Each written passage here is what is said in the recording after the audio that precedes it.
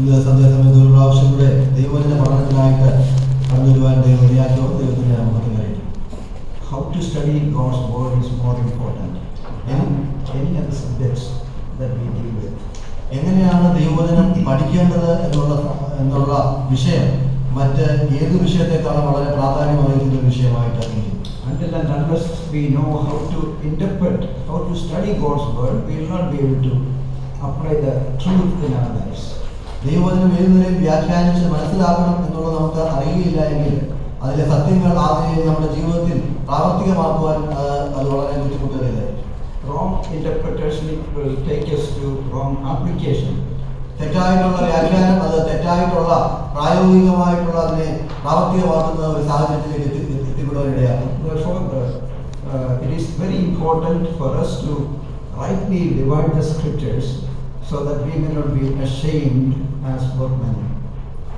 അതുകൊണ്ട് തന്നെ ദൈവവചനം അത് ശരിയാവണ്ണം വ്യാഖ്യാനിക്കുവാനും അത് ആദ്യം മനസ്സിലാക്കുവാനും ഇടയാകണം. അല്ല എങ്കിൽ അങ്ങനെയെങ്കിൽ നാം രചിക്കുവാൻ ഇടയായിത്തീരുകയും. Well, we are dealing with the principles of Bible interpretation that we have dealt already with.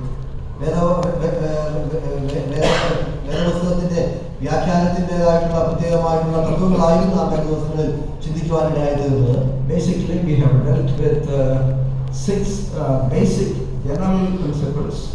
നാം അടിസ്ഥാനപരമായിട്ടുള്ള 6 പ്രത്യേകമായിട്ടുള്ള അതിനകത്തെ ഉദ്ദേശങ്ങളെ കുറിച്ച് അല്ലെങ്കിൽ പ്രത്യേക ഘടനകൾ നാം ചിന്തിക്കുവാനിടയായിത്തീർന്നു. These general principles are very important. പൊതുവായിട്ടുള്ള തത്വങ്ങൾ അത് വളരെ പ്രാധാന്യം അർഹിക്കുന്നതാണ്. If we do not follow these principles in our interpretation, നാം വ്യാഖ്യാനിക്കുമ്പോൾ ഈ തത്വങ്ങൾ നാം അത് ഉൾക്കൊണ്ട് ചെയ്തില്ല എങ്കിൽ we may end up with wrong doctrines. നാം തെറ്റായിട്ടുള്ള ഒരു ഉപദേശങ്ങളിൽ എത്തിപ്പെടുവാനുള്ള സാധ്യതയുണ്ട്.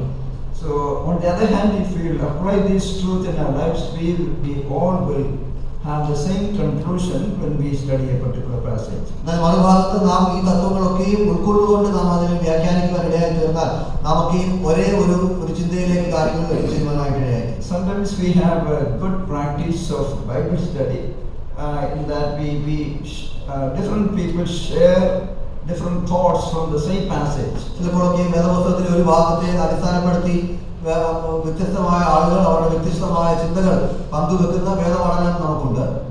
It's a good practice. അത് നല്ലൊരു രീതിയാണ്. But again, if we don't follow the principles of Bible interpretation, we may end up with different thoughts which are not intended by the Holy Spirit. അപ്പോൾ തന്നെ ദൈവവചനം നാം വ്യാഖ്യാനിക്കുമ്പോൾ ഈ തത്വങ്ങൾ ഉൾക്കൊള്ളിച്ചുകൊണ്ട് നാം അതിനെ വ്യാഖ്യാനിച്ചില്ല എങ്കിൽ അത് തെറ്റായിട്ടുള്ള ഒരു ഉപദേശത്തിലേക്ക് അറിവിലേക്ക് നമ്മളെ എത്തിച്ചേരുവാനായിട്ട് ഇടയായിത്തീരുകയും ചെയ്യും. One of the great dangers of Bible interpretation is interpreting Bible allegorically. വേദപുസ്തകം വ്യാഖ്യാനിക്കുന്നതിനുള്ള വലിയൊരു അപകടം എന്നുള്ളത് അതിനെ ഒരു ആലങ്കാരികമായിട്ട് നമ്മളതിനെ ഉപമിച്ചുകൊണ്ട് അതിനെ വ്യാഖ്യാനിക്കുക എന്നുള്ളതാണ്. Or spiritualizing, അല്ലെങ്കിൽ അതിനെ ആത്മീകവൽക്കരിച്ചുകൊണ്ടുള്ള വ്യാഖ്യാനം. That is not what is meant in the scriptures. എന്നാൽ അത് ദൈവവചനത്തിൽ ആദ്യം പറഞ്ഞിട്ടുള്ള കാര്യമാണ്. Today it's not there in the notes, I have given us something different. I'm going to deal with allegories and allegorical interpretation. അതിനെ ആലങ്കാരികമായിട്ട് അല്ലെങ്കിൽ ഉപമിച്ചുകൊണ്ടുള്ള ആത്മീയവൽക്കരിച്ചുകൊണ്ടുള്ള വ്യാഖ്യാനത്തെ കുറിച്ചാണ് ഇന്ന് ചിന്തിക്കുവാനായിട്ട് പോകുന്നത്. Allegories are different and allegorizing is different. ഉപമകൾ വ്യത്യസ്തമാണ്, ഉപമിക്കുന്നതും വ്യത്യസ്തമായ ഒരു കാര്യമാണ്.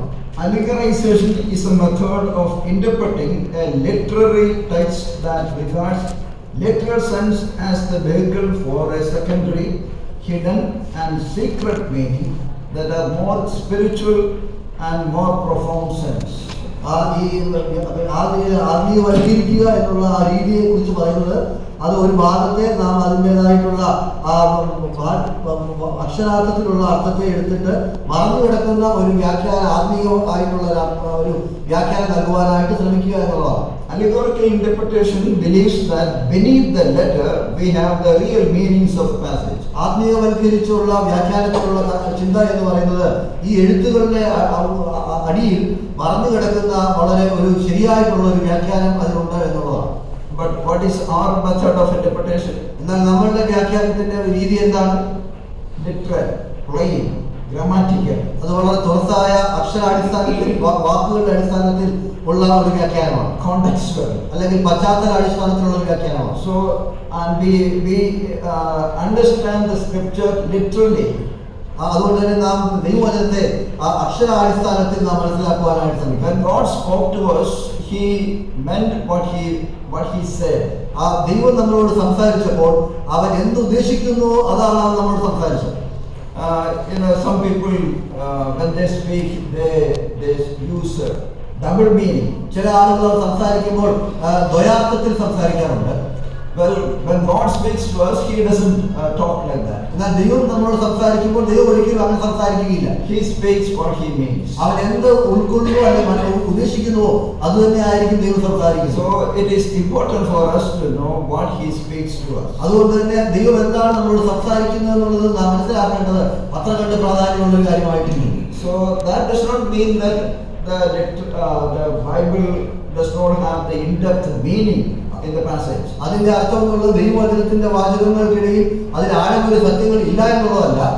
And we need to search the meaning of the literal meaning of the text. നാം ആ വാചകത്തിന്റെ അക്ഷരാടിസ്ഥാനത്തിലുള്ള അർത്ഥം മനസ്സിലാക്കേണ്ടതായിട്ടുണ്ട്. Maybe if God willing we will see some word studies there, you will know how deep the scriptural words are. നാം ദൈവം അനുവദിക്കുന്നുവെങ്കിൽ അക്ഷരങ്ങൾ അല്ലെ വാക്കുകളുടെ അടിസ്ഥാനത്തിൽ ഒരു പഠനം നടത്തുമ്പോൾ അതിന്റെ വാക്കുകളുടെ ആഴം നമുക്ക് മനസ്സിലാക്കുവാനായിട്ട് ഇടയാക്കി. We have seen some of the examples of allegory. ആത്മീയവൽക്കരിക്കുന്ന അല്ലെങ്കിൽ ഊഹിച്ചു പറയുന്നതിന്റെ ചില ഉദാഹരണങ്ങൾ നാം മുൻപ് ചിന്തിക്കുവാനിടയായി. We have seen from historical books like Genesis chapter 2 where Adam and Eve are the picture of Jesus Christ and the church. ഉൽപ്പത്തി പുസ്തകത്തിൽ ചരിത്രപരമായ പുസ്തകത്തിൽ 2-ാം അധ്യായത്തിൽ നിന്ന് ആദാമിനെയും ഹവ്വയെയും കർത്താവായ യേശുക്രിസ്തു സഭയോട് ഊഹിച്ച് പറയുന്നതായിട്ട് നാം കാണുവാനിടയായി തീർന്നു. It is true that Jesus is spoken as the last Adam. കർത്താവായ യേശുക്രിസ്തുവിനെ ഒടുക്കത്തെ ആദാം എന്നുള്ള നിലയിൽ ഊഹിച്ചിട്ടുണ്ട് എന്നുള്ള സത്യമാണ്. Some people erroneously speak second Adam. It is not mentioned in the Bible. ചില ആളുകൾ അത് ആലങ്കാരികമായിട്ട് അത് രണ്ടാമത്തെ ആദാം എന്നുള്ള നിലയിൽ പറയുന്നതല്ല, ദൈവവചനത്തിലുള്ളതല്ല. Jesus is the last Adam. കർത്താവായ യേശുക്രിസ്തു എന്ന് പറയുന്നത് ഒടുക്കത്തെ ഒരു ആദാമാണ്. But we have the expression second man. രണ്ടാമത്തെ മനുഷ്യൻ എന്നുള്ള ഒരു പ്രയോഗമുണ്ട്. And Jesus is the last Adam in a sense that first Adam was the federal head of the entire humanity, and Jesus Christ is the federal head of the entire redeemed ones. ആ നിലയിൽ ഒടുക്കത്തെ Adam എന്നുള്ളതിൽ കർത്താവായ യേശുക്രിസ്തുവിനെ കുറിച്ച് പറയുമ്പോൾ ഒന്നാമത്തെ Adam മനുഷ്യവർഗത്തിന്റെ ഒരു തലയായിട്ടിരിക്കുമ്പോൾ തന്നെ വീണ്ടെടുക്കപ്പെട്ട ദൈവജനത്തിന്റെ തലയായിട്ട് ഒടുക്കത്തെ ആദാം എന്ന കർത്താവായ യേശുക്രിസ്തുവായി തീർന്നു. അതാണ് അതിനുള്ള വ്യത്യാസം. Jesus Christ is the last Adam, not the second Adam. കർത്താവായ യേശുക്രിസ്തു അവസാനത്തെ ആദാമാണ്, രണ്ടാമത്തെ ആദാമല്ല. Okay, so some people take Adam, the first Adam, as the type of Jesus Christ. ചില ആളുകൾ കർത്താവായ യേശുക്രിസ്തുവിന്റെ ഒരു നിഴലായിട്ട് ഒന്നാമത്തെ ആദാമിനെ കാണാറുണ്ട്. And Eve was the picture or the type of the church. അതേസമയം തന്നെ ഹവ്വയെ സഭയുടെ ഒരു നിഴലായിട്ടും കാണാറുണ്ട്. Since we have dealt with it earlier, I am not going to repeat again. അതിനെക്കുറിച്ച് നാം ചിന്തിച്ചുകൊണ്ട് അതിന് വീണ്ടും ആവർത്തിക്കാൻ പോകുന്നില്ല. Then we also have seen the Song of Solomon. അതിനുശേഷം നാം ഉത്തമഗീതത്തെ കുറിച്ച് കാണുവാനായിട്ട് ഇടയായിട്ടുണ്ട്. There we read about the beautiful picture of the marital relationship between a husband and wife, Solomon and Shulamite. സലോമോനും ശൂലേംകാരത്തിയുമായിട്ടുള്ള വളരെ മനോഹരമായ ഒരു ഭാര്യാഭർത്തൃ ബന്ധത്തെ കുറിച്ചുള്ള ചിത്രീകരണം നമുക്ക് അവിടെ കാണുവാനായിട്ട് ഇടയായിത്തീരും. And many interpret that Solomon was the type of Jesus Christ. അനേകർ അതിനെ വ്യാഖ്യാനിക്കുമ്പോൾ കർത്താവായ യേശുക്രിസ്തുവിന്റെ ഒരു നിഴലായിട്ട് ശലോമോനെ കാണുന്നു. Well, he can never serve as a type of Christ. എന്നാൽ കർത്താവായ യേശുക്രിസ്തുവിന്റെ ഒരു നിഴലായിട്ട് ശലോമോൻ ഒരിക്കലും ആയിത്തീരുവാനായിട്ട് സാധിക്കുകയില്ല. How many wives and concubines he had? എത്രയോ വെപ്പാട്ടികളും ഭാര്യമാരും തനിക്കുണ്ടായിരുന്നു. But Jesus never had such kind of wives and concubines. എന്നാൽ കർത്താവായ യേശുക്രിസ്തുവിന് ആ നിലയിൽ ഭാര്യമാരോ വെപ്പാട്ടികളോ ഇല്ലായിരുന്നു. He was again Solomon was not a moral person.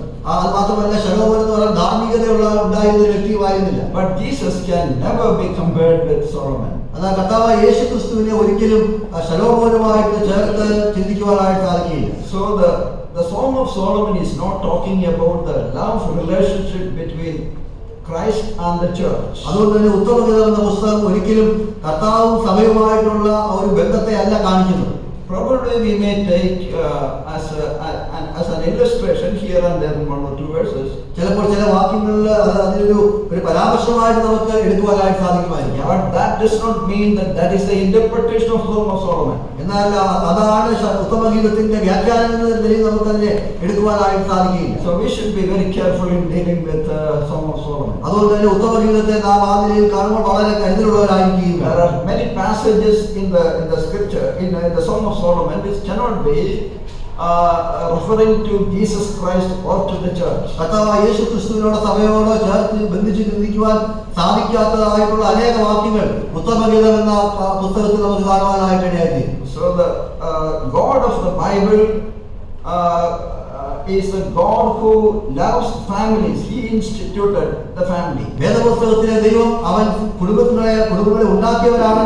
അവൻ കുടുംബത്തെ സ്നേഹിക്കുന്നവനാണ്. And he has given the principles for the marital life. വിവാഹ ജീവിതത്തിന് ആവശ്യമായ അടിസ്ഥാനങ്ങൾ അവൻ നൽകിയിട്ടുണ്ട്. And he has the Bible also speaks more about the sanctity of the married life. വിവാഹ ജീവിതത്തിന്റെ വിശുദ്ധിയെക്കുറിച്ച് വേദപുസ്തകവും വളരെ ആഴത്തിൽ പറയുന്നു. And Song of Solomon is a classic book. ആ ഉത്തമഗീതം വളരെ നല്ലൊരു പുസ്തകമാണ്. So there is no reason why we should spiritualize the book. ആ പുസ്തകത്തിനെ ആ നിലയിൽ ആത്മീകരിക്കേണ്ടതായിട്ടൊരു ആവശ്യകത ആ നിലയിൽ ഉള്ളതായിട്ട് തോന്നുന്നില്ല. So I'm not able to get into the detail further. അതിന്റെ അധികം വിവരണത്തിലേക്ക് പോകാനായിട്ട് സാധിക്കുന്നില്ല. And again, referring to the prophecies, പ്രവചനങ്ങളിലേക്ക് നാം നോക്കുമ്പോൾ some people spiritualize the promises. ചില ആളുകൾ ദൈവവചനത്തിലെ വാഗ്ദത്തങ്ങളെ ആത്മീയവൽക്കരിക്കാറുണ്ട്. For example, the Abrahamic covenant. ഉദാഹരണമായി പറഞ്ഞാൽ അബ്രഹാമിനോടുള്ള വാഗ്ദത്തങ്ങൾ. We see different covenants in the Old Testament. നാം പഴയ നിയമത്തിൽ അനേക വാഗ്ദത്തങ്ങൾ കാണുവാനായിട്ട് ഇടയായിത്തീരും. ഉടമ്പടികൾ നമുക്ക് കാണുവാനായിട്ട് ഇടയായിത്തീരും. We have an Adamic covenant, Noahic covenant. ആദാമിന്റേതായിട്ടുള്ള ഉടമ്പടി, അതുപോലെ നോഹയോടുള്ള ഉടമ്പടി. And we have the Abrahamic covenant, അബ്രഹാമിനോടുള്ള ഉടമ്പടി that we find in Genesis chapter 15. ഉൽപ്പത്തി പുസ്തകം 15-ാം അധ്യായത്തിൽ നാം അത് കാണുന്നു. Again, we have the Palestinian covenant, അതുപോലെ തന്നെ പലസ്തീനികളുമായിട്ടുള്ള ഉടമ്പടി that we find in Deuteronomy chapters 28 and 29. ആവർത്തന പുസ്തകം 28-29 അധ്യായങ്ങളിൽ നാം അത് കാണുന്നു. Then further we read in 2 Samuel chapter 7 the Davidic covenant. 2 ശമൂവേൽ 7-ാം അധ്യായത്തിലേക്ക് ഒരു ദാവീദിനോടുള്ള ഉടമ്പടി കാണുവാനായിട്ട്. Also we have the new covenant in the book of Jeremiah. യെരമ്യാവിന്റെ പുസ്തകത്തിൽ നാം അവിടെ നാം ഒരു ഉടമ്പടി കാണുവാനായിട്ട് ഇടയായിത്തീരും. That is a new covenant. അതൊരു പുതിയ ഉടമ്പടിയായിട്ട് നാം കാണുന്നു. Abrahamic covenant is the basic covenant, foundational covenant. അബ്രഹാമിനോടുള്ള ഉടമ്പടി എന്നുള്ളത് അത് അടിസ്ഥാനപരമായിട്ടുള്ള ഒരു ഉടമ്പടിയാണ്. So there we have the three aspects of blessings. അവിടെ അനുഗ്രഹത്തിൻ്റെതായ 3 തലങ്ങൾ നമുക്ക് കാണുവാനായിട്ട് ഇടയായി. One is the land. ഒന്ന് നിലം. And second one is seed. രണ്ട് വിത്ത്, സന്തതി. And the third one is the blessing. മൂന്നാമത് അനുഗ്രഹങ്ങൾ. Okay, these three blessings are there in the Abrahamic covenant. അബ്രഹാമിനോടുള്ള ഉടമ്പടിയിൽ ഈ 3 അനുഗ്രഹങ്ങൾ നമുക്ക് കാണുവാനായിട്ട് ഇടയായി. And the land aspect is reiterated in the Palestinian covenant. പലസ്തീനികളോടുള്ള ഉടമ്പടിയിലും ആ നിലങ്ങളോട് ബന്ധമുള്ള അനുഗ്രഹങ്ങൾ അത് വീണ്ടും ആവർത്തിച്ചിരിക്കുന്നതായിട്ട് നമുക്ക് കാണുവാനായിട്ട് സാധിക്കും. The details are found there in the Palestinian covenant. പലസ്തീനികളോടുള്ള ഉടമ്പടിയിൽ അത് വീണ്ടും അതിന്റെ വിവരണം നൽകിയിരിക്കുന്നതായിട്ട് The children of Israel would be given the entire land which was promised to Abraham. അബ്രഹാമിന് ദൈവം വാഗ്ദത്തം ചെയ്തിട്ടുള്ള ഉടമ്പടി ചെയ്തിട്ടുള്ള നിലങ്ങൾ സ്ഥലങ്ങൾ അത് ദൈവം അവർക്ക് നൽകുന്നതാണ്, അവരുടെ മക്കൾക്ക് നൽകുന്നതായിട്ട്. There is no reason why we should spiritualize the passage. അതിനെ ആത്മീയവൽക്കരിക്കേണ്ട യാതൊരു ആവശ്യമില്ല. And there are some people who spiritualize the Palestinian covenant and say that the church is given such a blessing that we can conquer even to the uttermost part of the earth for the Lord in winning souls. ആ നിലയിൽ പലസ്തീനോടുള്ള ഉടമ്പടിയെ അതിനെ ആത്മീയവൽക്കരിച്ചുകൊണ്ട് സഭയോട് ബന്ധത്തിൽ ചേർത്തിച്ചുകൊണ്ട് നമുക്ക് ലോകത്തിന്റെ അറുതിയോളം നമുക്ക് സഭയിൽ ആ നിലയിൽ സഭയെ അതിർത്തികൾ വർദ്ധിപ്പിക്കുവാൻ സാധിക്കും എന്നതിൽ ആത്മീയവൽക്കരിക്കാറുണ്ട്. So they bypass the literal interpretation of Abrahamic covenant. അബ്രഹാമിനോടുള്ള ഉടമ്പടിയുടെ അക്ഷരാടിസ്ഥാനത്തിലുള്ള അർത്ഥത്തെ അവർ അതിൽ നിന്ന് വ്യത്യസ്തമായ നിലയിലേക്ക് കരുതുകയാണ്. Again, the seed aspect of the Abrahamic covenant, as I said earlier, is repeated in the Davidic covenant. അതുപോലെ തന്നെ അബ്രഹാമിനോടുള്ള ഉടമ്പടിയിൽ സന്തതിയോട് ബന്ധത്തിൽ പറഞ്ഞിരിക്കുന്ന പരാമർശങ്ങൾ ദാവീദിന്റെ ഉടമ്പടിയിൽ നാം ആവർത്തിച്ചിരിക്കുന്നതായിട്ട് കാണുവാനായിട്ട്. In 2 Samuel chapter 7 we read that your seed shall be on the throne forever. 2 ശമൂവേൽ 7-ാം അധ്യായത്തിൽ നാം കാണുന്നുണ്ട് നിന്റെ സന്തതി എന്നും രാജ്യത്തിലിരിക്കും. And Jesus Christ being the seed of or the descendant of David, that promise will be fulfilled in him. ദാവീദിന്റെ സന്തതി എന്ന നിലയിൽ ദാവീദിന്റെ തലമുറയിലുള്ള ആളെന്ന നിലയിൽ യേശുക്രിസ്തുവിനെ അതിനോട് ചേർത്ത് ചിന്തിക്കുന്ന ചിന്ത. Again, the blessing aspect. അനുഗ്രഹങ്ങളുടെ ബന്ധത്തിൽ പറയുമ്പോൾ in Abraham all the nations shall be blessed. അബ്രഹാമിൽ സകല ജനതയും അനുഗ്രഹിക്കപ്പെടും. And again this is reiterated in the new covenant which is mentioned in Jeremiah chapter 33. യെരമ്യാ 33-ാം അധ്യായത്തിൽ ആ കാര്യങ്ങൾ വീണ്ടും ആവർത്തിച്ചിരിക്കുന്നതായിട്ട് നാം കാണുന്നു. And again the New Testament also we find the new covenant. അതിനുശേഷം നാം പുതിയ നിയമത്തിലും ഈ പുതിയ ഒരു ഉടമ്പടി നമുക്ക് കാണുവാനായിട്ട് ഇടയായി. Where do we find it? എവിടെയാണ് നാം അത് കാണുന്നത്? When Jesus was instituting the table. ആ കർത്താവായ യേശുക്രിസ്തു ആ മേശ എന്നുള്ള ശുശ്രൂഷ അവിടെ സ്ഥാപിക്കുമ്പോൾ he said this is the blood of the new covenant. താനവിടെ പറയുന്നുണ്ട് ഇത് എന്റെ രക്തത്തിൽ പുതിയ നിയമം.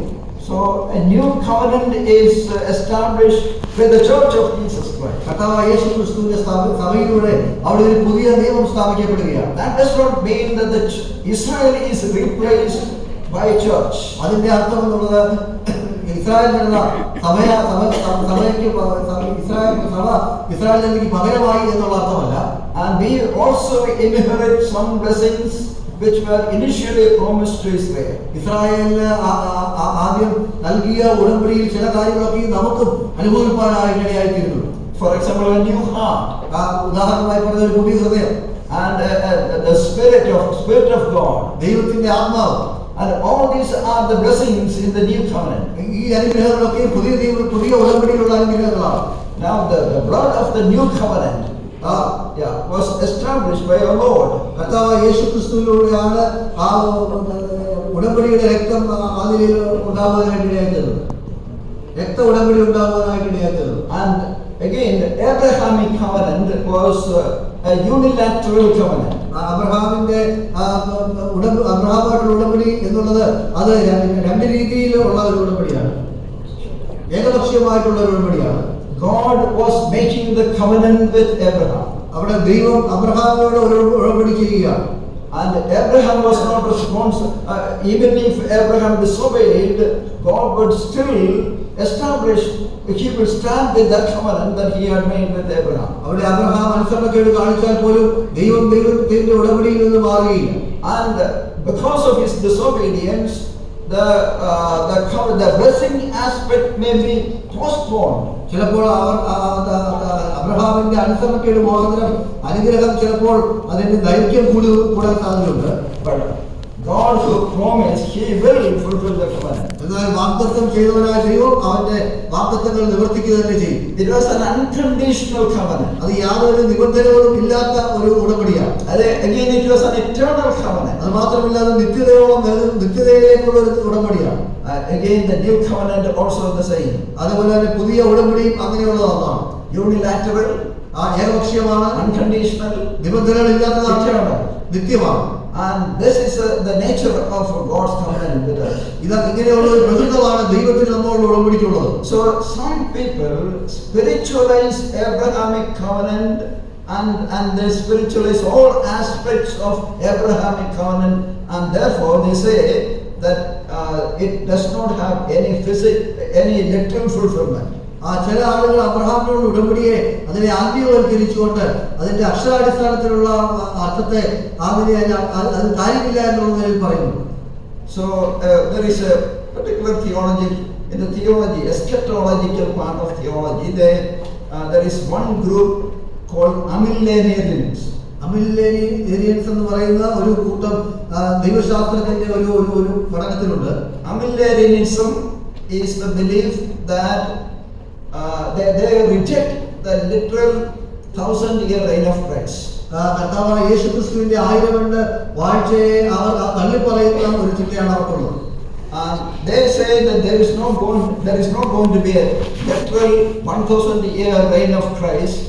കർത്താവായ യേശുക്രിസ്തുവിന്റെ 1000 ആണ്ട് വാഴ്ചക്കാലം ആകുന്നതിൽ അക്ഷരാർത്ഥത്തിൽ ഇല്ല എന്ന് അവർ പറയുന്നു.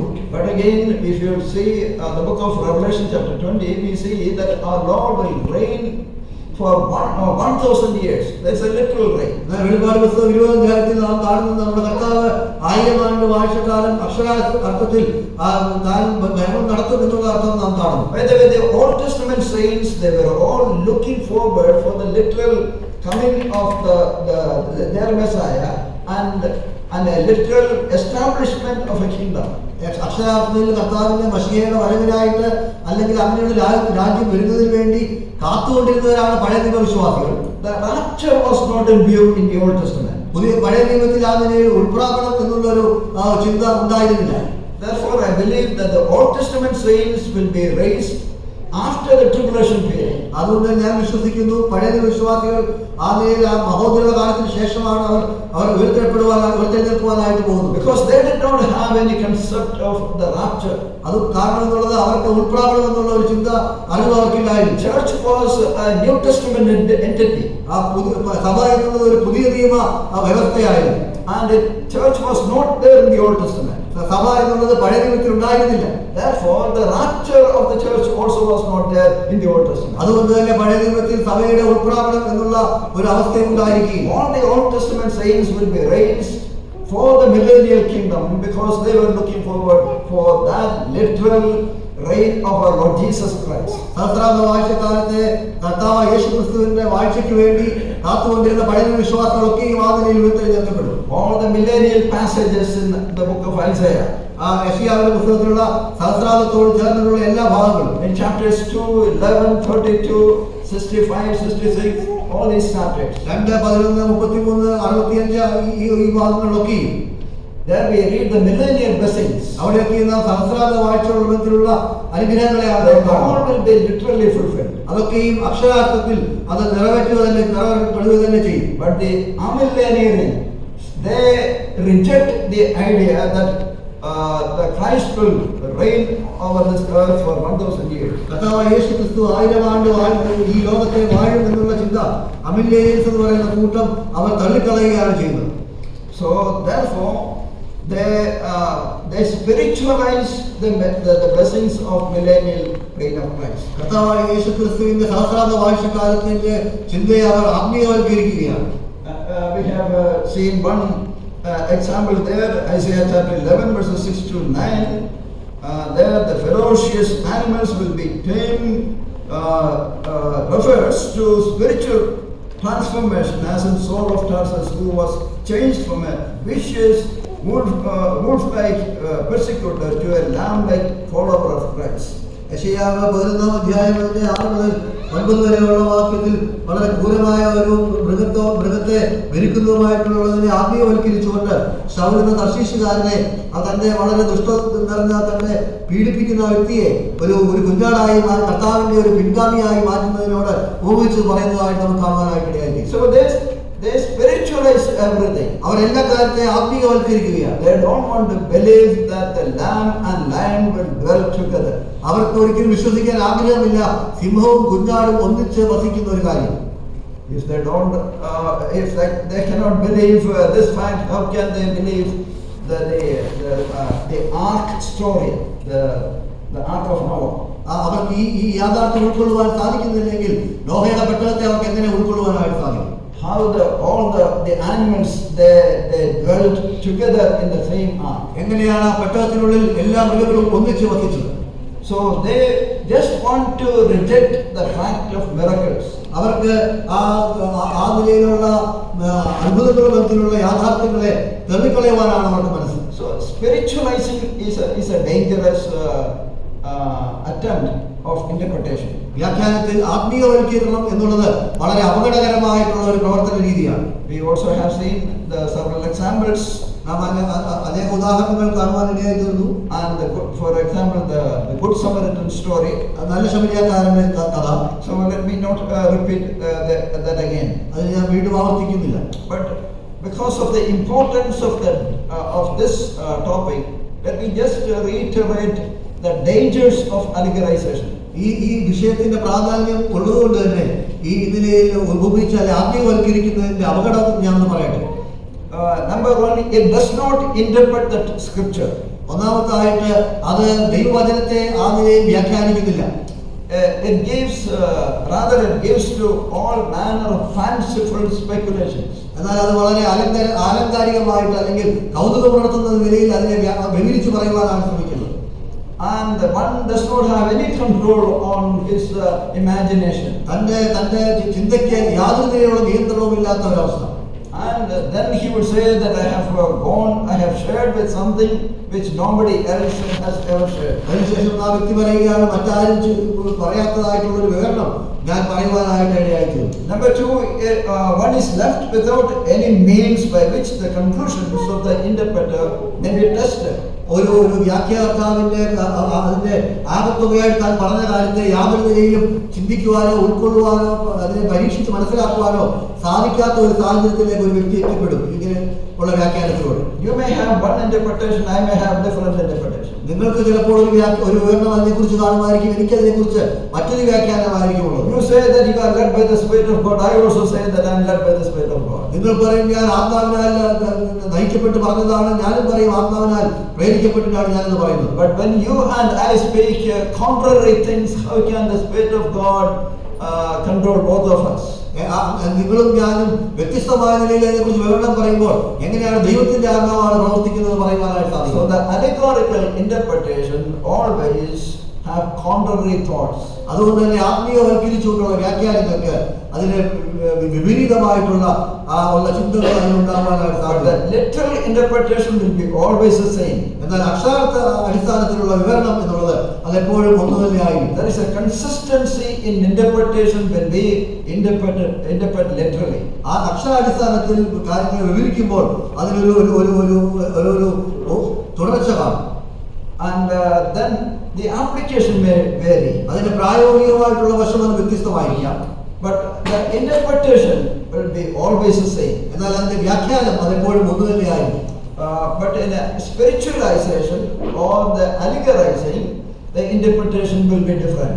എന്നാൽ ആത്മീയവൽക്കരിക്കുമ്പോൾ ആ നിലയിലുള്ള വ്യാഖ്യാനങ്ങൾക്ക് വ്യത്യസ്തങ്ങളായിട്ടുള്ള അർത്ഥങ്ങൾ ഉണ്ടാകാൻ സാധിക്കും. And the third danger, it obscures the true meaning of scripture, whereby the hearers are misled to untruth. മൂന്നാമത്തെ അതിനുള്ള അപകടം എന്നുള്ളത് അതിന്റെ ദൈവവചനത്തിന്റെ ശരിയായിട്ടുള്ള അർത്ഥത്തിന് മങ്ങലേൽപ്പിച്ചുകൊണ്ട് കേൾവിക്കാരെ ആ സത്യത്തിൽ നിന്ന് വ്യതിരിച്ചു പോകാൻ ഇടയാക്കി തീർക്കുന്ന ഒരു അവസ്ഥയുണ്ടാകും. If you don't speak the truth, automatically you will be speaking the false thing.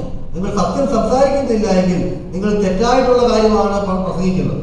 Therefore we should speak the truth. അതുകൊണ്ട് തന്നെ നമ്മൾ സത്യം സംസാരിക്കണം. Speak the word and nothing more, nothing less, and nothing else. ദൈവവചനം സംസാരിക്കുക, അതിൽ കൂടുതലോ കുറവോ പറയാതിരിക്കുക. And for that reason we are called. അതിനുവേണ്ടിയാണ് നാം വിളിക്കപ്പെട്ടിരിക്കുന്നത്. And the fourth danger, it has no authoritative message. നാലാമത്തെ അപകടം എന്നുള്ളത് അതിന് ആധികാരികതയുള്ള ഒരു സന്ദേശമില്ല. For one person may say a passage teaches a certain truth allegorically, whereas another may see an entirely different teaching. ഒരു വ്യക്തി ഒരു ഭാഗത്ത് ഒരു വാക്യഭാഗത്തെ അതിനെ ഒരു ആത്മീയവൽക്കരിച്ച് ഉപയോഗിച്ച് ഒരർത്ഥത്തിൽ നിന്ന് പറയും, മറ്റൊരു വ്യക്തി വേറൊരു വ്യാഖ്യാനം അതിന് നൽകുവാനിടയുണ്ട്. And number 5, അഞ്ചാമതായിട്ട്, it's a way of wresting the scriptures from having any certain authority. ദൈവവചനത്തിനുമായിട്ട് മൽപ്പിടുത്തം നടത്തി യാതൊരു നിലയിലുള്ള ആധികാരികം ഇല്ലാതാക്കുന്ന ഒരു പ്രവർത്തന രീതിയായിട്ട് ഇത് മാറും.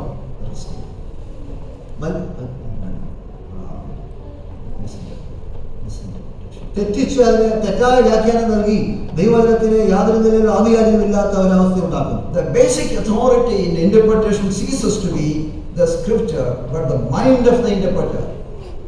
അടിസ്ഥാനപരമായിട്ട് ദൈവവചന വ്യാഖ്യാനത്തിന്റെ ആധികാരികത എന്നുള്ളത് അത് ഒരു വ്യക്തിയുടെ ചിന്തയായിട്ട് മാറുകയാണ്. So based on his educational, ecclesiastical, cultural background, his interpretation will be different. ഒരു വ്യക്തിയുടെ വിദ്യാഭ്യാസത്തിന്റെയും തന്റെ പശ്ചാത്തലത്തിന്റെയും ഒക്കെ അടിസ്ഥാനത്തിൽ തന്റെ വ്യാഖ്യാനവും വ്യത്യാസമായിരിക്കും. And the sixth danger, ആറാമത്തെ അപകടം എന്നുള്ളത്, allegorizing could also lead to pride, as some attempting to see in the scriptures what they think is a meaning deeper in its spiritual mystic sense from what others see. മറ്റുള്ളവർ കാണുന്നതിൽ നിന്ന് ആഴമേറിയ ഒരു ആത്മീയാർത്ഥം ചില ഭാഗങ്ങൾക്കുണ്ട് എന്നുള്ള ചിന്ത നമുക്കുള്ളിലേക്ക് വരികയും ആ നിലയിൽ ആത്മീയവൽക്കരിക്കുമ്പോൾ നമ്മൾ അഹന്ത ഉളവാകാനുള്ള സാധ്യതകളുണ്ട്.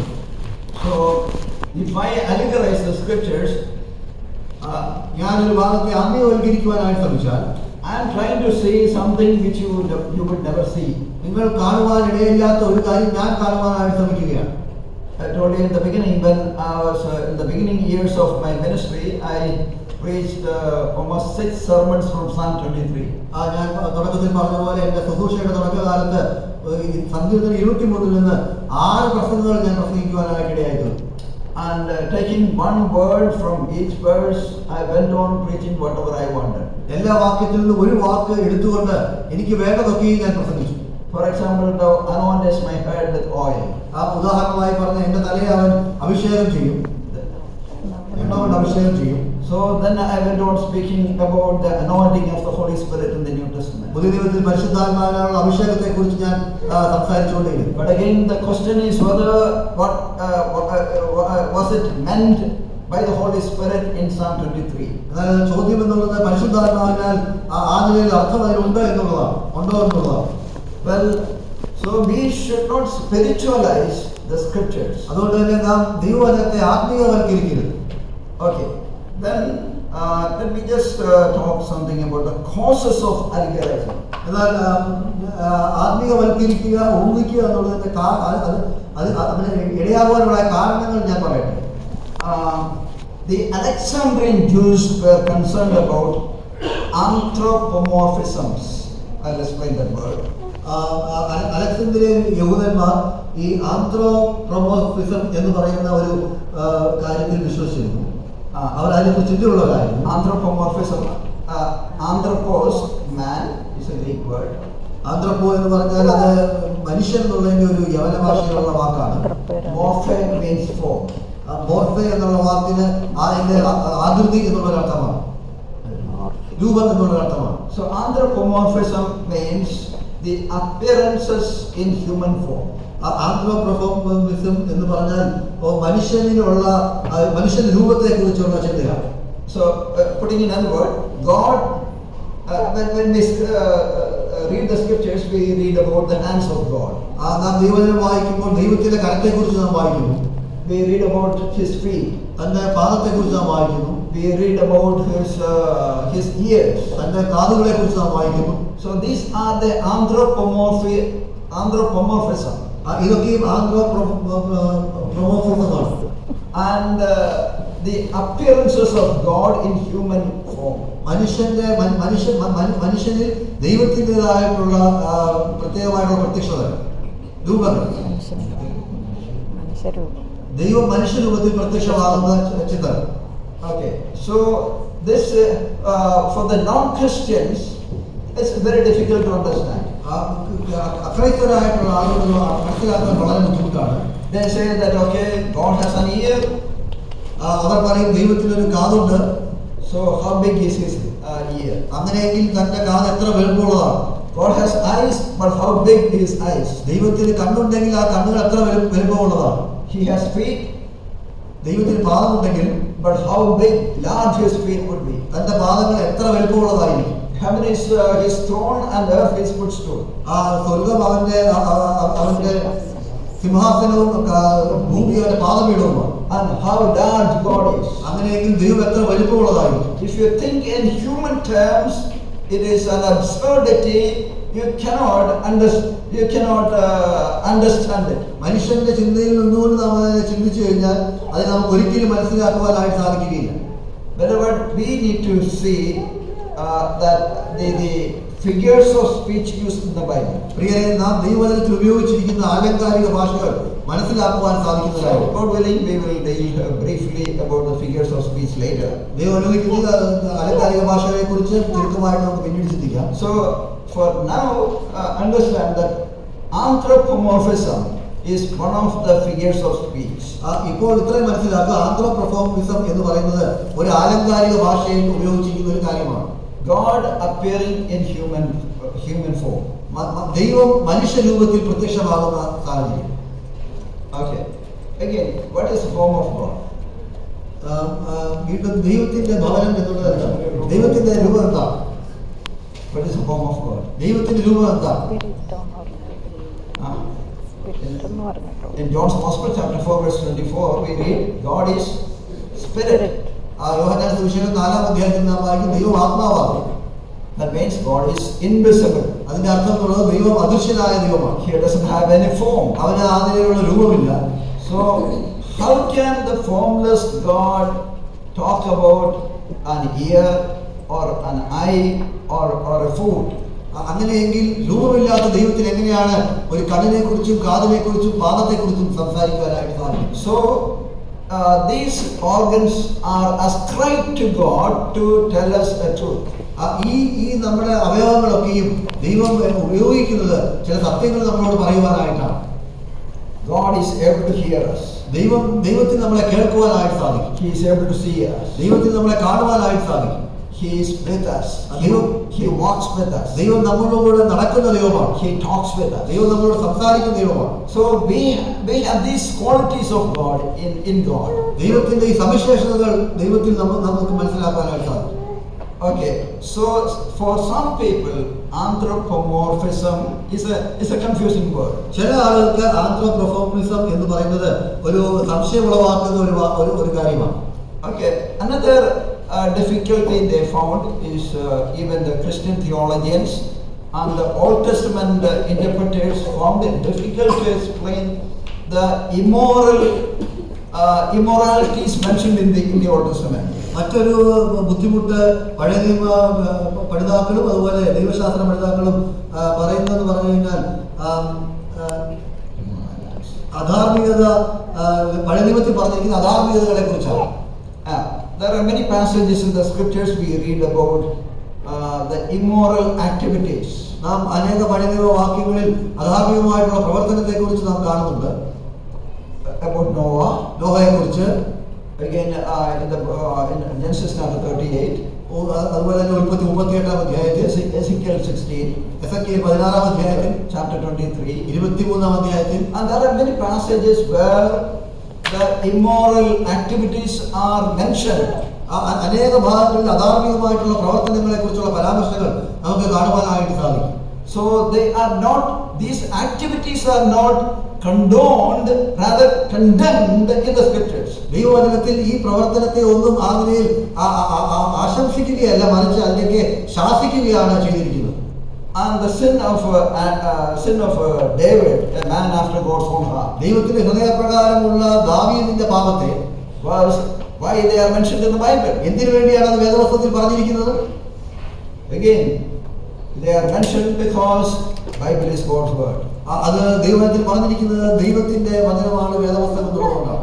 The scripture will not whitewash a saint in the Old Testament or in the New Testament. പഴയ നിയമത്തിലാകട്ടെ പുതിയ നിയമത്തിലാകട്ടെ ദൈവവചനം ഒരിക്കലും ഒരു വിശ്വാസിയെ വെള്ളം പൂശുകയില്ല. And the true color of the person is brought out. ഒരു വ്യക്തിയുടെ യഥാർത്ഥമായിട്ടുള്ള നിറം അത് പുറത്തേക്ക് കൊണ്ടുവരിക തന്നെ ചെയ്യും. So the scripture deals with all kinds of the sins committed by a saint. ഒരു വിശ്വാസിയുടെ ജീവിതത്തിൽ ഉണ്ടാകുന്ന എല്ലാ പാപങ്ങളെയും ആ നിലയിൽ ദൈവവചനം പരാമർശിക്കുക തന്നെ ചെയ്യും. So when non-Christians questioned the authority of the Bible, some people wanted to explain away the scriptures by spiritualizing. അതുകൊണ്ട് തന്നെ അക്രൈസ്തവരായിട്ടുള്ള ആളുകൾ ദൈവവചനത്തിന്റെ ആധികാരികതയെ കുറിച്ച് സംസാരിക്കുമ്പോൾ ഇങ്ങനെയുള്ള ഭാഗങ്ങളെ ആത്മീയവൽക്കരിക്കുന്ന ഒരു രീതി കാണുവാനായിട്ടിടയായി. Such people were there in the Old Testament, also in the New Testament. പഴയ നിയമത്തിൽ പുതിയ നിയമത്തിൽ അങ്ങനെയുള്ള ആളുകളുണ്ട്. We are focusing more on the New Testament now. നാം കൂടുതലായിട്ട് ശ്രദ്ധ കേന്ദ്രീകരിക്കുന്ന പുതിയ നിയമത്തിലാണ്. The advocates of the allegorizing in the New Testament, പുതിയ നിയമത്തിൽ ആ നിലയിൽ ആത്മീയവൽക്കരിക്കുന്ന പ്രവർത്തനത്തിന്റെ കാര്യസ്ഥന്മാരെന്നുള്ള ആളുകൾ, they were basically the Alexandrian church fathers.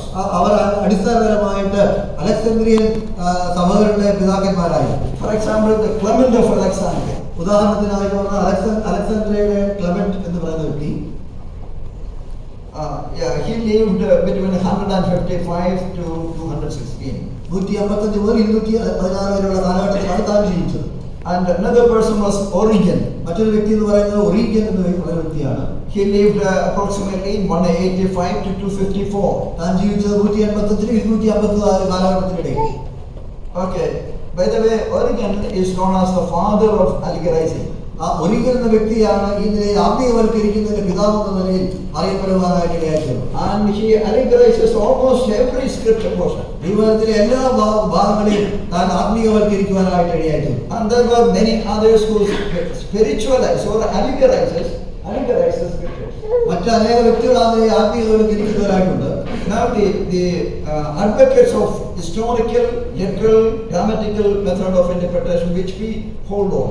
നാം ഉൾക്കൊള്ളുന്നതായിട്ടുള്ള ചരിത്രപരമായിട്ടുള്ള അക്ഷരാടിസ്ഥാനത്തിൽ വ്യാകരണാടിസ്ഥാനത്തിലുള്ള രീതി വ്യാഖ്യാനിക്കുന്നതായിട്ടുള്ള ആ നിലയിൽ വ്യാഖ്യാനിക്കുന്നവരുടെ കാര്യസ്ഥന്മാർ John Chrysostom. He lived approximately between 354 to 407. താൻ 354 മുതൽ 407 വരെയുള്ള കാലഘട്ടത്തിലാണ് ജീവിച്ചത്. And Theodoret. അതുപോലെ തിയോഡോററ്റ് എന്ന് പറഞ്ഞ വ്യക്തി 386 to 458. 386 മുതൽ 488 വരെയുള്ള കാലഘട്ടം. ജെറോം എന്ന് പറയുന്ന വ്യക്തി 347 to 419. 347 മുതൽ 419 വരെയുള്ള കാലഘട്ടം. Why I mentioned these names? Because they were the early church fathers. ഞാൻ എന്തുകൊണ്ട് ഈ പേരുകൾ പരാമർശിച്ചു എന്ന് വെച്ചാൽ അവർ മുൻപുണ്ടായിരുന്ന സഭകളുടെ പിതാക്കന്മാരാണ്. So that the kind of interpretation that we hold on is not something new. നാം ഇപ്പോൾ ഉൾക്കൊള്ളുന്നതായിട്ടുള്ള നാം മുറുകെ പിടിച്ചിരിക്കുന്ന വ്യാഖ്യാന രീതി എന്ന് പറയുന്നത് അത് പുതുതായിട്ടുള്ള ഒരു വ്യാഖ്യാന രീതിയല്ല. And it was there. Jesus himself, for example, Jesus himself interpreted the Old Testament literally. ഉദാഹരണമായി പറഞ്ഞ കർത്താവ് യേശുക്രിസ്തു തന്നെ പഴയ നിയമത്തിലെ വചനങ്ങളെ അക്ഷരാടിസ്ഥാനത്തിൽ വ്യാഖ്യാനിച്ചിട്ടുണ്ട്. And all the apostles, when they quoted the Old Testament passages, they quoted and meant literally. അതുപോലെ തന്നെ അപ്പോസ്തലന്മാർ പഴയ നിയമ ഭാഗങ്ങളെ പരാമർശിക്കുമ്പോൾ അതിന്റെ ഉള്ള അർത്ഥത്തിൽ അക്ഷരാടിസ്ഥാനത്തിലുള്ള അർത്ഥത്തിൽ ഉൾക്കൊണ്ടുകൊണ്ടാണ് പറയുന്നത്. The church fathers, they understood literally, contextually, historically. സഭാപിതാക്കന്മാർ അവർ അതിന്റെ അക്ഷരാടിസ്ഥാനത്തിൽ വ്യാകരണാടിസ്ഥാനത്തിൽ അതിന്റെ ചരിത്രപരമായിട്ടുള്ള കാര്യങ്ങൾ ഉൾക്കൊണ്ടുകൊണ്ടാണ് അതിനെ വ്യാഖ്യാനിച്ചത്. And Martin Luther is a great reformer. Martin Luther ഒരു വലിയ മാറ്റത്തിന് തുടക്കമിട്ട ആളാണ്. And before he came to the Lord, he was a priest in the Roman Catholic Church. താൻ കർത്താവിലേക്ക് വരുന്നതിന് മുമ്പ് റോമൻ കത്തോലിക്ക വിശ്വാസത്തിൽ ഉള്ള ഒരു സഭാപിതാവായിരുന്നു. He was adopting the allegorization method. താൻ ആ നിലയിൽ ആത്മീയവൽക്കരിക്കുന്ന ആ രീതിയെ ആ നിലയിൽ ഉൾക്കൊള്ളുന്ന ഒരു വ്യക്തിയായിരുന്നു. But after his conversion, തന്റെ പരിവർത്തനത്തിന് ശേഷം he turned around and he stood for the historical contextual, grammatical interpretation. താൻ മൊത്തമായിട്ട് മാറി ചരിത്രപരമായിട്ടുള്ള പശ്ചാത്തല അടിസ്ഥാനത്തിലുള്ള അക്ഷരാടിസ്ഥാനത്തിലും വ്യാകരണാടിസ്ഥാനത്തിലുമുള്ള വ്യാഖ്യാനത്തിലേക്ക് തന്റെ ചിന്ത മാറുവാനായിട്ട്. One of the greatest Bible commentators, John Calvin, he also stood for this method. John Calvin എന്ന് പറഞ്ഞ ആദിയിൽ ദൈവത്തിന് വളരെയധികം വ്യാഖ്യാനം ചെയ്തിട്ടുള്ള പ്രസിദ്ധനായ വ്യക്തി പോലും ഇങ്ങനെയുള്ള ഒരു ചിന്തയ്ക്കാണ് നിലകൊണ്ടത്. So the method of interpretation that we adopt is not something new. നാം ഇപ്പോൾ ഉൾക്കൊള്ളുന്നതായിട്ടുള്ള വ്യാഖ്യാന രീതി എന്ന് പറയുന്നത് പുതിയതായിട്ടുള്ള ഒരു വ്യാഖ്യാനമല്ല. Therefore we should always interpret the Bible literally. അതുകൊണ്ട് തന്നെ നാം ദൈവവചനത്തെ എപ്പോഴും അക്ഷരാടിസ്ഥാനത്തിൽ വ്യാഖ്യാനിക്കണം. Never allegorize. നാം ഒരിക്കലും അതിനെ ആത്മീയവൽക്കരിക്കുവാൻ ശ്രമിക്കരുത്. Now we are coming to the Paul's allegory that we find in Galatians chapter 4 verses 24 to 26. ഗലാത്യർ ലേഖനം 4-ാം അധ്യായത്തിൽ 24 മുതൽ 26 വരെയുള്ള വാക്യങ്ങളിൽ പൗലോസിന്റേതായിട്ടുള്ള ആത്മീയവൽക്കരണത്തെ നമുക്ക് കാണാനായിട്ട് സാധിക്കും. Okay, chapter 4 verses 24 to 26. We'll read this passage. ഗലാത്യർ ലേഖനം 4-ന്റെ 24-26 വാക്യങ്ങൾ നമുക്ക് വായിക്കാം. Okay, let me read this for verse 24. I want you to notice every word. It says in verse 24, this is allegorically speaking. This is how Paul had begun. മലയാളത്തിൽ ഇത് സാദൃശ്യമാകുന്നു എന്ന് പറഞ്ഞുകൊണ്ടാണ് വന്നത്. Okay, Paul did not say that this is what the interpretation of the Old Testament even was. പഴയ നിയമത്തിൻ്റെതായിട്ടുള്ള വ്യാഖ്യാനമാണ് ഇതെന്ന് പറഞ്ഞുകൊണ്ടല്ല പൗലോസ് പറഞ്ഞത്. But on the other hand, he said this is allegorically speaking. എന്നാൽ അതിന്റെ മറുഭാഗം താൻ പറയുന്നത് ഇതിന്റെ സാദൃശ്യമായിട്ടാണ് ഇങ്ങനെ പറഞ്ഞിരിക്കുന്നത്. He was not interpreting the Old Testament passage. താൻ പഴയ നിയമത്തിന്റെ വാക്കുകളെ വ്യാഖ്യാനിക്കുകയല്ലായിരുന്നു. Rather, he was taking an Old Testament event and he was taking as an illustration or as an allegory. മറിച്ച് താൻ പഴയ നിയമത്തിൽ സംഭവിച്ച ഒരു കാര്യത്തെ അതിനെ ഒരു സാദൃശ്യമായിട്ട് താൻ എടുത്തു കാണിക്കുകയാണ് ചെയ്തത്. So he was not spiritualizing it. താൻ ഒരിക്കലും അതിനെ ആത്മീയവൽക്കരിക്കുകയല്ലായിരുന്നു. And rather he knew that this happened literally in the history. തനിക്കറിയാമായ ചരിത്രത്തിൽ ഇത് അക്ഷരാടിസ്ഥാനത്തിൽ ഇങ്ങനെ സംഭവിച്ചിട്ടുണ്ട് എന്നുള്ളത്. Okay, what was he speaking about? എന്തിനെ കുറിച്ചാണ് താൻ ഇവിടെ സംസാരിക്കുന്നത്? Then verse 24, for these women are two covenants, one proceeding from Mount Sinai, bearing children who are to be slaves. She is Hagar. Now this is Hagar is Mount Sinai in Arabia and corresponds to the present Jerusalem, for she is in slavery with her children.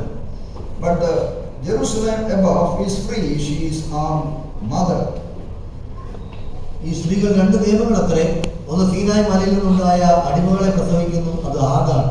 ആഗാർ എന്നത് Arab ദേശത്തെ സീനായ് മലയെ കുറിക്കുന്നു. അത് ഇപ്പോഴത്തെ യെരുശലേമിനോട് ഒക്കുന്നു. അത് തന്റെ മക്കളോടുകൂടെ അടിമയിലല്ലോ ഇരിക്കുന്നത്. വീതിയുള്ള യെരുശലേമോ സ്വതന്ത്രയാകുന്നു, അവൾ തന്നെ നമ്മുടെ അമ്മ. Now see the difference between the allegorizing and the Paul's allegory. അതിനെ ആത്മീയവൽക്കരിക്കുന്നതിന്റെയും പൗലോസിന്റെ സാദൃശീകരിക്കുന്നതിന്റെയും തമ്മിലുള്ള വ്യത്യാസം ഒന്ന് കാണാം. The first difference, ഒന്നാമത്തെ വ്യത്യാസം എന്നുള്ളത്, in allegorizing the historical meaning is insignificant. ആത്മീയവൽക്കരിക്കുമ്പോൾ അതിന്റെ ചരിത്രമായിട്ടുള്ള പരമായിട്ടുള്ള അർത്ഥത്തിന് യാതൊരു പ്രാധാന്യവുമില്ല. But in the Paul's allegory, as he has mentioned here, എന്നാൽ പൗലോസിന്റെ താൻ ഇവിടെ ഉപയോഗിച്ച് പറയുമ്പോൾ this is the historical meaning is significant and they are true. അവിടെ ചരിത്രപരമായിട്ടുള്ള അർത്ഥം അത് സത്യവുമാണ്, അതിന് പ്രാധാന്യമുണ്ട്. Paul was not belittling the historicity of this event. ഈ സംഭവങ്ങളുടെ ചരിത്രപരമായ പശ്ചാത്തലത്തെ താൻ ഒരിക്കലും കുറച്ചു കാണുന്നില്ല. He knew that literally it happened. തനിക്കറിയാമായിരുന്നു ശരിയായിട്ട് സംഭവിച്ചിട്ടുണ്ട്. But he wanted to teach a lesson to us. എന്നാൽ അതിൽ നിന്നൊരു പാഠം നമ്മളെ പഠിപ്പിക്കുവാനായിട്ട് താൻ Again, the second difference. രണ്ടാമത്തെ വ്യത്യാസം എന്നുള്ളത്, in allegorizing, the deeper meaning is the true meaning. ആത്മീയവൽക്കരിക്കുമ്പോൾ അതിന്റെ ആഴമേറിയ സത്യങ്ങളാണ് സത്യമായിട്ടുള്ള അർത്ഥം. they don't say the literal meaning or the plain meaning. എന്നാൽ അതിന്റെ അക്ഷരാടിസ്ഥാനത്തിലുള്ള അല്ലെങ്കിൽ അതിന്റെ സാധാരണമായി മനസ്സിലാക്കുന്ന അർത്ഥത്തെ അവർ ഉൾക്കൊള്ളുകയും. Whereas Paul in this event he was drawing some parallels to make a particular point. എന്നാൽ പൗലോസ് ഈ ഭാഗത്ത് ചില രണ്ട് കാര്യങ്ങളെ തരുവാനായിട്ട് ശ്രമിക്കുകയാണ്. സമാന്തരമായ രണ്ട് കാര്യങ്ങളെ മനസ്സിലാക്കി തരുവാനായിട്ട് ശ്രമിക്കുന്നു. And the third difference, മൂന്നാമത്തെ വ്യത്യാസം, in allegorizing, the deeper meaning is the exposition of the text. ആത്മീയവൽക്കരിക്കുന്ന രീതിയിൽ അതിന്റെ ആഴമേറിയ സത്യം എന്ന് പറയുന്നത് ഒരു വാചകത്തിന്റെ അതിനെ വിവരിച്ചു നൽകുക എന്നുള്ള അർത്ഥമാണ്. So they don't see the literal plain meaning of the text, rather the deeper meaning. Beneath the letter, they search for the deeper meaning. അവർ എഴുത്തുകളുടെ ഉള്ള അർത്ഥം ആമിനെ ഉൾക്കൊള്ളാതെ അതിന്റെ ഉള്ളിൽ മറന്നു കിടക്കുന്ന ചില ചിന്തകൾ, ആഴമേറിയ ചിന്തകളെ കുറിച്ച് അവർ പറയും. But Paul did not say the allegory was the exposition of Genesis 16. ഉൽപ്പത്തി പുസ്തകം 16-ാം അധ്യായത്തിന്റെ ഒരു വിവരണമാണ് ഈ നിലയിൽ സദൃശ്യമായിട്ട് പൗലോസ് പറയുന്നു. And the fourth difference, നാലാമത്തെ വ്യത്യാസം, according to the allegorizing method, everything in the Old Testament may be allegorized. ആത്മീയവൽക്കരിക്കുന്ന രീതി അനുസരിച്ച് പഴയ നിയമത്തിലുള്ള എല്ലാ വാചകങ്ങളും ആത്മീയവൽക്കരിക്കുവാനായിട്ട് സാധിക്കും. How about Paul? എന്നാൽ പൗലോസ് എങ്ങനെയാണ്? When Paul allegorized, he said that he was allegorizing. എന്നാൽ പൗലോസ് അതിനെ ആത്മീയ സദൃശ്യമായിട്ട് പറഞ്ഞപ്പോൾ താൻ എടുത്തു പറഞ്ഞു, ഇത് ഞാൻ സദൃശ്യമായിട്ട് പറയുന്നതാണ്. And the people who allegorize the parables, for example, they don't say I am allegorizing it. അതിനെ ദൈവവചനത്തെ ആത്മീയവൽക്കരിക്കുകയും ഉപമിച്ചും പറയുന്ന ആളുകൾ ഒരിക്കലും അവർ എടുത്തു പറയുകയില്ല, ഞാൻ ഉപമയായിട്ടാണ് പറയുന്നതാണ്. They say that this is what the interpretation is. അവർ പറയുന്നത് ഇതാണ് ഇതിന്റെ വ്യാഖ്യാനം എന്നുള്ള അർത്ഥത്തിലാണ്. This is what Christ has meant in this parable. ഈ ഉപമയിൽ കർത്താവ് ഉദ്ദേശിച്ചത് ഇതാണ് എന്നുള്ള നിലയിലാണ് അവർ പറയുന്നത്. So God willing, we will spend more time on parables later. ദൈവം അനുവദിക്കുന്നെങ്കിൽ ഉപമകളെ കുറിച്ച് നമുക്ക് പിന്നെ സമയത്താണ്. How can the parables be interpreted? എങ്ങനെയാണ് ഉപമകളെ നമുക്ക് വ്യാഖ്യാനിക്കുവാനായിട്ട് സാധിക്കും? Now, what is an allegory?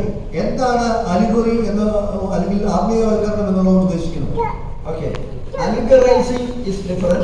Allegory is different. ആത്മീയവൽക്കരിക്കുക അല്ലെങ്കിൽ ആത്മീയവൽക്കരണം രണ്ട് വ്യത്യസ്തമായ കാര്യങ്ങളാണ്. There are allegories used in the Bible. ദൈവവചനത്തിൽ ഉപമകളായിട്ട് നൽകിയ അനേക കാര്യങ്ങളുണ്ട്. സാദൃശ്യീകരിച്ചു വന്നിരിക്കുന്ന കാര്യങ്ങൾ അനേകമുണ്ട്.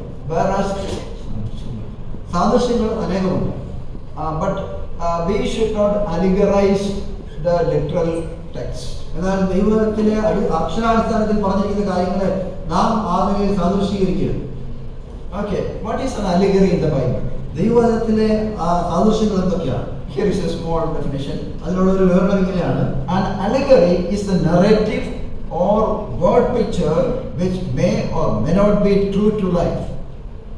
ജീവിതത്തോളം ശരിയാകുകയോ ശരിയല്ലാതെ ആകുന്ന രീതിയിൽ ഒരു വാക്കിനെ വിവരിക്കുന്നതിനാണ് ഈ സദൃശ്യം എന്നുള്ള അല്ലെങ്കിൽ അലിഗോറി എന്ന് ഇംഗ്ലീഷ് വാക്കുകൊണ്ട് ഉദ്ദേശിക്കുന്നത്. They have many parts pointing symbolically to spiritual realities. ആത്മീയമായിട്ടുള്ള യാഥാർത്ഥ്യങ്ങളിലേക്ക് വിരൽ ചൂണ്ടുന്നതായിട്ടുള്ള അനേക അടയാളങ്ങൾ അതിലുണ്ടായിരിക്കാം.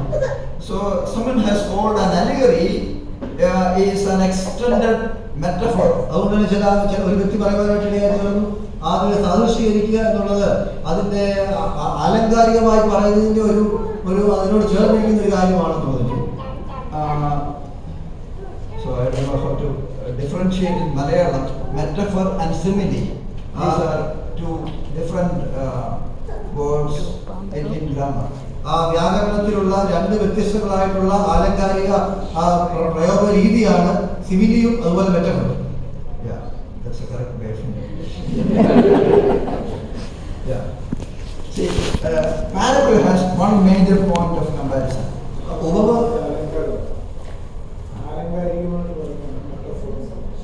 Yeah, simile. Simile, science. Okay. Parable has one major point of comparison, whereas an allegory has many points of comparison.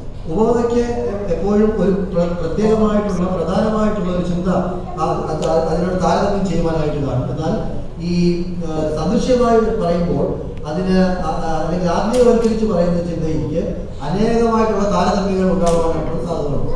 Okay, so parable and allegories, they are related but they are different. ഉപമകളും അതുപോലെ സാദൃശ്യങ്ങളുടെ ആത്മീയവൽക്കരണവും അത് ബന്ധപ്പെട്ടിരിക്കുന്നു, എന്നാൽ അതിൽ തന്നെ അത് വ്യത്യസ്തമാണ്. Allegory എന്നുള്ളത് അലിഗറിയും അതുപോലെ ഉപമകളും അത് ബന്ധപ്പെട്ടിരിക്കുന്നു, എന്നാൽ അപ്പോൾ തന്നെ അത് വ്യത്യസ്തവുമാണ്. Parables has one major point, major truth. ഉപമകൾക്ക് എപ്പോഴും ഒരു പ്രധാനമായിട്ടുള്ള ഒരു സത്യം ഉണ്ടായിരിക്കും. For example, why Jesus said a particular parable? ഉദാഹരണമായി പറഞ്ഞാൽ കർത്താവായ യേശുക്രിസ്തു എന്തുകൊണ്ടാണ് ഒരു പ്രത്യേകമായിട്ടുള്ള ഉപമ പറഞ്ഞത്? അതിന് കാരണമുണ്ട്. One major point will be there. അതിനൊരു പ്രത്യേകമായിട്ടുള്ള പ്രധാനമായിട്ടുള്ള ഒരു ചിന്ത അതിന് കാണും. For example, Luke's Gospel chapter 15, we read about three lost, one lost sheep, lost coin, then lost son. ലൂക്കോസ് സുവിശേഷം 15-ാം അധ്യായത്തിൽ നഷ്ടപ്പെട്ടു പോയ ഒരു ആടിനെ കുറിച്ച്, ഒരു ബ്രഹ്മയെ കുറിച്ച്, അതുപോലെ തന്നെ ഒരു മകനെ കുറിച്ച് നമ്മൾ കാണുന്നു. Why did Jesus say these stories? എന്തുകൊണ്ടാണ് കർത്താവായ യേശുക്രിസ്തു ഈ കഥകൾ പറഞ്ഞത്? What is a major lesson that we learn there? അവിടെ നാം പഠിക്കുന്നതായിട്ടുള്ള ഏറ്റവും പ്രാധാന്യം അറിയിക്കുന്ന പാഠം എന്താണ്? Heaven rejoices, or God rejoices when a repentant sinner comes to the Lord. മനസ്താപപ്പെട്ട് ദൈവസന്നിധിയിലേക്ക് വരുന്ന ഒരു വ്യക്തിയെ കുറിച്ച് സ്വർഗം അല്ലെങ്കിൽ ദൈവം സന്തോഷിക്കുന്നു. So when a sinner turns to the Lord, heaven rejoices. ഒരു പാപി സ്വർഗത്തിലേക്ക് തിരിയുമ്പോൾ സ്വർഗം സന്തോഷിക്കുന്നു. That's a major lesson there. അവിടെയുള്ള പ്രാധാന്യം അറിയിക്കുന്ന പാഠം എന്നുള്ളത് അതാണ്. So a parable has one major lesson. അതുകൊണ്ട് തന്നെ ഉപമയ്ക്ക് ഒരു ഏറ്റവും പ്രാധാന്യമുള്ള ഒരു പാഠം. But the allegories have many. എന്നാൽ അലിഗറിക്ക് അതിന് വ്യത്യസ്തങ്ങളായിട്ടുള്ള പാഠങ്ങൾ ഉണ്ടായിരിക്കും. Okay, then secondly, number 3, parable is true to life. മൂന്നാമതായിട്ട് ഉപമകൾ എപ്പോഴും ജീവിതത്തോട് സത്യം പുലർത്തുന്നതായിരിക്കും. An allegory may be true to life, sometimes fictitious. എന്നാൽ അലിഗറി ചിലപ്പോൾ ജീവിതത്തോട് സത്യമായിട്ടുള്ളതായിരിക്കാം, ചിലപ്പോൾ അത് ചെയ്യേണ്ട ഒരു ഭാവനയുള്ള കഥയായിട്ടുള്ളതുമായിരിക്കും. So parable parable is always true to life. ഉപമ എപ്പോഴും ജീവിതത്തോടുള്ള യാഥാർത്ഥ്യമായിട്ടുള്ള ചിന്തയായിരിക്കാം. Someone has said parable is an earthly story with a heavenly meaning. ഒരു വ്യക്തിക്ക് പറയാനായിട്ട് ഇടയായിട്ടുള്ള ഉപമകൾ എന്ന് പറയുന്നത് ഒരു ലോകത്തിലുള്ള ഒരു കഥയ്ക്ക് ആത്മീയമായിട്ടുള്ള സ്വർഗീയമായിട്ടുള്ള അർത്ഥം നൽകുന്നതാണെന്ന് പറയാനായിട്ട്. But the allegories, sometimes they are fictitious, sometimes they are true to life. എന്നാൽ അലിഗറി പലപ്പോഴും അത് ഭാവനാത്മകവും അതുപോലെ തന്നെ ചിലപ്പോൾ ജീവിതത്തോട് നീതി പുലർത്തുന്നതുമാകാൻ സാധിക്കും. Then the fourth one is the interpretation is given in a parable. It is occasionally at the beginning and mostly at the end of the story. ഉപമയിൽ എപ്പോഴും അതിന്റെ വ്യാഖ്യാനം ആ ഉപമയിൽ തന്നെ ഒന്നുകിൽ അതിന്റെ തുടക്കത്തിൽ അല്ലെങ്കിൽ പലപ്പോഴും അതിന്റെ അവസാനത്തിൽ നൽകുന്നതായിട്ട് കാണുവാനായിട്ടിടയാണ്. When we study the parables in detail, we can see more. But at the beginning, at the outset, let me just say that parable has 3 parts. ഉപമകളെ കുറിച്ച് അതിന്റെ ആഴത്തിൽ നാം പഠിക്കുമ്പോൾ അതിനെക്കുറിച്ച് ചിന്തിക്കാം. എന്നാൽ അതിന്റെ ചുരുക്കി ഞാൻ പറഞ്ഞു കഴിഞ്ഞാൽ ഉപമകൾക്ക് 3 ഭാഗങ്ങളുണ്ട്. One is setting, that is background. ഒന്ന് അതിന്റെ പശ്ചാത്തലമാണ്. Secondly, the story itself. രണ്ടാമത് അതിൽ ഉൾക്കൊണ്ടിരിക്കുന്ന കഥ. And thirdly, the application. മൂന്നാമത് അതിന്റെ പ്രായോഗിക വശം. So these 3 are there in every story. അതുകൊണ്ട് തന്നെ എല്ലാ ഉപമകളിലും ഈ 3 ഭാഗങ്ങളുണ്ടായി. Sometimes they are not plainly mentioned, and we need to interpret either from the story itself or from the background. ചിലപ്പോൾ അത് ലളിതമായിട്ട് ഉപമയിൽ പറഞ്ഞിട്ടുണ്ടായിരിക്കില്ല, അപ്പോൾ നാം അതിന്റെ പശ്ചാത്തലത്തിൽ നിന്നോ അല്ലെങ്കിൽ അതിൽ പറഞ്ഞിരിക്കുന്ന കഥയിൽ നിന്നോ നാം അതിനെ മനസ്സിലാക്കേണ്ടതായിട്ട് വരും. So the parable is easy to be interpreted. അതുകൊണ്ട് തന്നെ ഉപമ എന്ന് പറയുന്നത് വ്യാഖ്യാനിക്കാൻ വളരെ എളുപ്പമുള്ള ഒന്നായിട്ടിരിക്കും. Whereas the points of interpretation is interwoven with the story in an allegory. എന്നാൽ ഒരു അലിഗറിയിൽ ഉണ്ടാകുന്ന കാര്യം എന്ന് പറയുന്നത് അതിലുള്ള വ്യാഖ്യാനിച്ചു വരുന്ന ചിന്തകൾ അത് അന്യോന്യം കഥയുമായിട്ട് ഇടപഴകി കിടക്കുന്നതായിട്ട് നമുക്ക് കാണുവാനായിട്ട് Many stories, many truth in the story, ഒരു കഥയിലുള്ള അനേക സത്യങ്ങൾ. And the application also are mentioned in adjacent to the truth mentioned there. അവിടെ പറഞ്ഞിരിക്കുന്ന സത്യങ്ങളോട് ചേർത്ത് തന്നെ അതിന്റെ പ്രായോഗികമായിട്ടുള്ള കാര്യങ്ങൾ പറഞ്ഞിരിക്കുകയാണ്. So in the Bible we have many allegories. അതുകൊണ്ട് തന്നെ വേദപുസ്തകത്തിൽ അനേക അലിഗറികളുണ്ട്, സാദൃശ്യങ്ങളുണ്ട്. Let me just mention few of them. അതിൽ ചില ഉദാഹരണങ്ങൾ ഞാൻ പറയട്ടെ. Psalm 23 verses 1 to 4. സങ്കീർത്തനം 23 1 മുതൽ 4 വരെയുള്ള വാക്യങ്ങൾ. Since they are familiar, we are not going to read it. നമുക്ക് പരിചിതമുള്ള ഭാഗമായിട്ട് നമ്മൾ വായിക്കുന്നില്ല. Then we read the believers as the Lord as a believer's shepherd. അവിടെ നാം ഒരു വിശ്വാസിയുടെ ഇടയനായിട്ട് കർത്താവിനെ നാം കാണുന്നു. Another allegory is found in Psalm 80 verses 8 to 16. മറ്റൊരു അലിഗറി ഉപയോഗിച്ചിരിക്കുന്നത് സങ്കീർത്തനം 80 8 മുതൽ 16 വരെയുള്ള വാക്യങ്ങളാണ്. There we read Israel as a destroyed vine. അവിടെ നശിപ്പിക്കപ്പെട്ട ഒരു മുന്തിരിയായിട്ട് ഇസ്രായേലിനെ നാം അവിടെ കാണും. Then number 3, Proverbs chapter 5 15 to 20. മൂന്നാമതായിട്ട് സദൃശ്യവാക്യങ്ങൾ 5-ാം അധ്യായം അതിന്റെ 15 മുതൽ 20 വരെയുള്ള വാക്യങ്ങൾ. There we read about the marital fidelity as a cistern.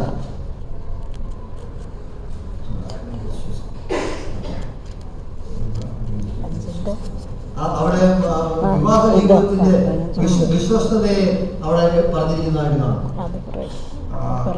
Proverbs chapter 9 verses 1 to 6. സദൃശ്യവാക്യങ്ങൾ 9 മുതൽ 6 വരെയുള്ള വാക്യങ്ങൾ. There we read wisdom as a housewife. അവിടെ ജ്ഞാനത്തെ ഒരു ഒരു ഒരു കുടുംബനാഥയുമായിട്ട് തുലനം ചെയ്തിരിക്കുകയാണ്. Isaiah 5 1 to 7. യെശയ്യാവ് 5 1 മുതൽ 7 വരെയുള്ള വാക്യങ്ങൾ. Israel as an unproductive vine. ഫലപ്രദമല്ലാത്ത ഒരു മുന്തിരിയായിട്ട് ഇസ്രായേലിനെ അവിടെ പറഞ്ഞിരിക്കുന്നു. And Ezekiel 13:8. എസെക്കിയേൽ 13 8 മുതൽ 16 വരെ 8 to 16. Israel's prophets as a collapsed wall. അവിടെ മറിഞ്ഞു കിടക്കുന്ന മതിലിനോട് ഇസ്രായേലിന്റെ പ്രവാചകന്മാരെ താരതമ്യം ചെയ്തിരിക്കുന്നു.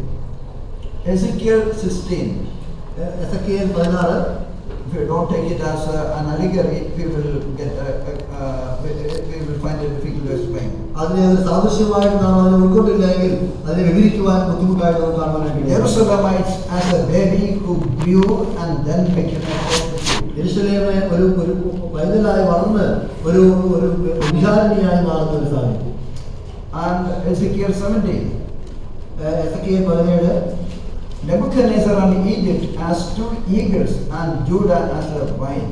അവിടെ നെബൂഖദ്നേസറിനെയും മിസ്രയീമിനെയും 2 കഴുകന്മാരായിട്ടും യഹൂദയെ ഒരു മുന്തിരിയായിട്ടും സാദൃശ്യീകരിച്ചിരിക്കുന്നു. Ezekiel 23. Ezekiel 23.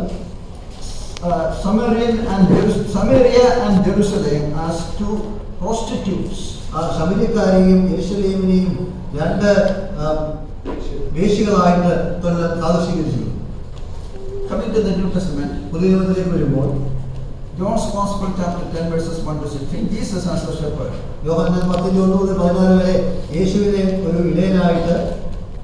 And John 15 1 to 16, Jesus as a vine. യോഹന്നാൻ 15 1 മുതൽ 14 വരെ യേശുവിനെ ഒരു മുന്തിരിവള്ളിയായിട്ട്. 1 Corinthians 3 10 to 15. 1 കൊരിന്ത്യർ 3 10 മുതൽ 15 വരെയുള്ള വാക്യങ്ങളിൽ Christian workers are the builders. ക്രിസ്തീയ പണിക്കാർ അവർ പണിയുന്നവരായിട്ട്, സുവിശേഷ വേലക്കാരെ പണിയുന്നവരായിട്ട് സാദൃശ്യീകരിച്ചിരിക്കുന്നു. Galatians 4:21 to 31. ഗലാത്യ ലേഖനം 4:21 മുതൽ 30 വരെ വാക്യങ്ങൾ. Hagar and Sarah as two covenants. ആകാരും സാരയും അത് 2 വാഗ്ദത്തങ്ങൾ ഉടമ്പടികളായിട്ട് പറഞ്ഞിരിക്കുന്നു. Ephesians 6:11 to 17. എഫെസ്യ ലേഖനം 6:11 മുതൽ 17 വരെയുള്ള വാക്യങ്ങളിൽ Spiritual defense as armor. ആത്മീകമായിട്ടുള്ള എതിർപ്പ് അതിനെ ഒരു സർവായുധ വർഗം എന്നുള്ള നിലയിൽ സാദൃശ്യീകരിച്ചിരിക്കുന്നു. Okay, these are the 14 allegories we have in the Bible, clearly mentioned. ദൈവവചനത്തിൽ വളരെ തെളിവായിട്ട് നൽകപ്പെട്ടിരിക്കുന്ന 14 സാദൃശ്യങ്ങളാണ് ഞാൻ ഈ പറഞ്ഞത്. So the allegories are mentioned in the Bible. ദൈവവചനത്തിൽ ആദ്യ സാദൃശ്യങ്ങൾ നൽകിയിട്ടുണ്ട്. And a apart from that, we should not allegorize the scriptures.